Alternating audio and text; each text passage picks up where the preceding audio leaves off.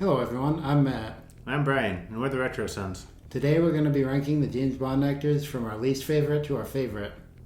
Brian's going to start us off. Alright, at number 6, the least favorite, Roger Moore. He was in 7 movies from 1973 to 1985. How old was he when he started?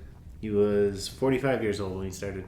He seems too old to be a James Bond actor, or to start being a James Bond actor. And he was in 7 movies. He was definitely too old when... He played Bond for 12 years. Right.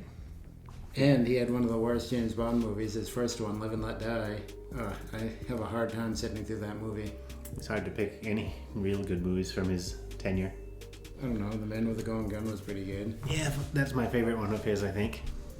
That's probably his best, but he was far too comical to play James Bond. He tried to make it a funny part, and needs to be a little bit more serious, I think. Yeah, it was just sometimes just joke after joke with him. Oh, yeah, it's hard to take him sometimes. Yeah, and the faces he makes. Yeah. Just all his line delivery. Yeah, it's horrible. Yeah. Probably not as bad as ours, but still pretty bad. Probably. We're not trained actors, though. That's so true. It's a little bit different. Right. It's hard to believe he was actually Ian Fleming's first choice as Bond. Yeah, that's probably why he's so old when he started. Yeah, it's just... Because it was, 10 years after Bond started, he started? Yeah, it's good to see. It's good that Ian Fleming didn't really stick around to see. Yeah, he probably wouldn't have liked that. Yeah. Yeah. Right. So for our number 2, we picked George Lazenby. He was in one movie in 1969, and he was 29 years old when he played Bond. A better age to play a secret agent, I think. Yeah. And the only reason we put him at number 5 is because he was only in one movie. He didn't really have a chance to prove himself. It was a pretty good movie he was in, too. Yeah, I didn't think he was too bad, really. I would have watched more movies with him in it. He was a model who tricked the company into thinking he was an actor, though. Right. He said he was in where did he say he acted? So they wouldn't know his movies. Like Saudi Arabia or something? Something like that, yeah. We'll have to look into it. But he wasn't too bad. I mean, if he can lie his way into getting the role, he must be a good actor. Yeah, definitely better than Roger Moore. Yeah, well, I mean, Roger Moore is a better actor. He just didn't have the chops to play Bond, I don't think. Right, yeah. He just, I mean, at the time, people probably liked his interpretation of Bond. I don't know, but... Yeah, in the 70s and early 80s. Yeah, right. Mid-80s, wasn't it? Yeah. 85, yeah. So... Right. So, have we said everything we want to about George Lazenby? I think so. All right. Coming in number 4, we have Timothy Dalton. He was in 2 movies in 1987, the year I was born, and 1989. And he was 43 years old when he took the role. He was 41 when he took the role. He was 43 when he finished. I see that now. Yeah. All right. My bad. But yeah, he was... I mean, I didn't like his second movie, License to Kill, too much. I thought he played a good Bond, and again, he was only in 2 movies, so he really didn't get that much of a chance to prove himself. He was a little bit more serious, but I thought he played a good Bond. Yeah, coming in on the heels of going back to just kind of rag on Roger Moore this whole time, but coming in after him, he just brought the role back to like a serious, like a reality, Bond. Like not joke after joke. Like if you're. I don't know, if you're playing Bond, you gotta kind of be funny, but at the same time, you have to be more serious and funny, I think. Yeah, and he tried to make it more like the books, which the beginning of, I'm saying a lot, but... Yeah, you are. What are you trying to think of? His first movie,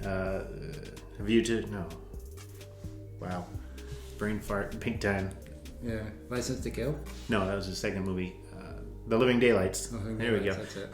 The beginning part of that, when he's doing the sniper part and trying to get the guy out of East Germany, that's like good. Yeah, that's verbatim from the short story that gets its title from.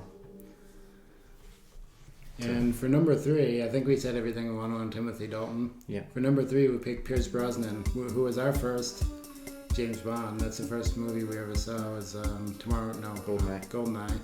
So that's probably why we put him so high. I mean, I know a lot of people don't like Pierce Brosnan as Bond, but I think he did a pretty good job. Yeah, we might be biased because he was our intro first Bond. Yeah. He was in 4 movies from 1995 to 2002. He was 42 years old when he started and 49 when he finished, and he played Bond for 7 years. Yep. His last movie was pretty rough. That one wasn't that good, but his first 3 were good. Yeah. He was kind of more lighthearted Bond too, joking a lot, but he didn't joke half as much as Roger Moore did. Right, he did it like a good balance, and his delivery and everything was way better. A bit better, than Roger Moore's. And he was in one of the best video games of all time. Yeah, the The GoldenEye GoldenEye game. Nintendo 64. And that was our real first introduction to Bond, was that game. Yeah, and Yeah. we saw the movie after because of that game. Right. So the game introduced us to the movies. Is that good with I him? think so. Who do you think's number 2? Well, Daniel Craig's number 2. I mean, for me, it's probably almost tied with number 1 here, but he just... I don't know. I think number 1 is way better, but that's just me. He's more original and classic, and Yeah. Mm, I like his movies a lot. yeah. Daniel Craig, he was a good Bond. A lot different, obviously, than the other Bonds. He brought it more into the real world, and Yeah, a lot more serious until his last couple movies. He started to joke around, but yeah, less reliance on the gadgets and everything. Wow, I'm having a rough time getting through this video for some reason. yeah, they didn't really use gadgets in those ones. No, here and there, a little tiny. He had a radio. Yeah. Speaking of tiny. Right, that's probably what I was thinking of. But like more real world based gadgets for the most Yeah. part. I can't really think of any. Like the gun handle yeah, that was the coded to his hand, which they actually have in real life. palm print, right? Yeah. Anything else that really wouldn't have There been? was nothing that was too out of the ordinary or like crazy. I mean, the cars had guns and everything. Yeah, Eventually, not later. in the beginning Yeah. movies, but I like how they did that in the car chase and Spectre. Like yeah, it was empty. 'cause the it was gun sort of just inspired. wasn't loaded, and like the ambiance or whatever they called it was just music suited for 009. Yeah, it wasn't for him. He stole the car. Yeah, that's another thing I noticed about Daniel Craig. Until like the last actual movie, you didn't see any of the other 00s. No, They mentioned them in other we ones. never mentioned this to begin with, but he started in 2006 and went to 2022. He started in the first movie. He was 38 years old, and he finished off at 53, which was pretty old, but not too old to play Bond. And he was Bond for the longest, more time than anyone else, for 16 years. Yeah, but there's a lot more bigger gaps between his movies at times because he was like doing a lot of more stunts himself and hurting himself a lot. So he had to recuperate. Yeah, he had a lot more action in his movies than Roger Moore did. And there was a lot of times he didn't want to come back to the role after like between Spectre and No Time to Die. Yeah, they didn't talk him into it. Right. And it should go without saying, but our favorite Bond is Sean Connery, the first person to play Bond. He was in 7 movies from 1962 to 1971. He was 32 in the first movie he played, and he was 41 years old in the last one. And then he came back years later, Never Say Never Again, Not which an was official. It wasn't an official James Bond movie, but it was kind of like his retirement movie. It was like Diamonds Are Forever? No, it's Thunderball. Thunderball, yeah. It was like a recreation of that, but it was like his retirement movie. Right. And he was... Where did I write it? I didn't write how old he was in that one, I don't think. Was it? It's 152. Oh, yeah, he was 52. I couldn't find it. I wrote it on here, but... Yeah. Yeah, it was 52, which was still younger than Daniel Craig was in his last one. But way younger than Roger Moore was. But it was his retirement movie, so it made sense for him to be older in this one. Mm-hmm. And in his movies, he started out a bit more serious, more like the books, and because the first couple, Ian Fleming was still alive, so he kind of had a say in it, and then he like kind of added the comedy more to the character as he went on, because he would just make jokes, and then Ian Fleming incorporated that into the literary character, and And he played Bond in 5 movies? Then he retired and didn't want to do it anymore, and George Lazenby came in. And then he wanted to do it again, Diamonds Are Forever? Or? Yeah, Yeah. that's the one. So George Lazenby was kicked out, and he came back in for one more movie. That's why George Lazenby was only in 1. Yeah, and then after Diamonds Are Forever, Roger Moore became available, because when they were first starting the movies, Filming The Saint? Yep, we didn't say that at first. Yeah, he was filming The Saint, so he couldn't be Bond at first. Right.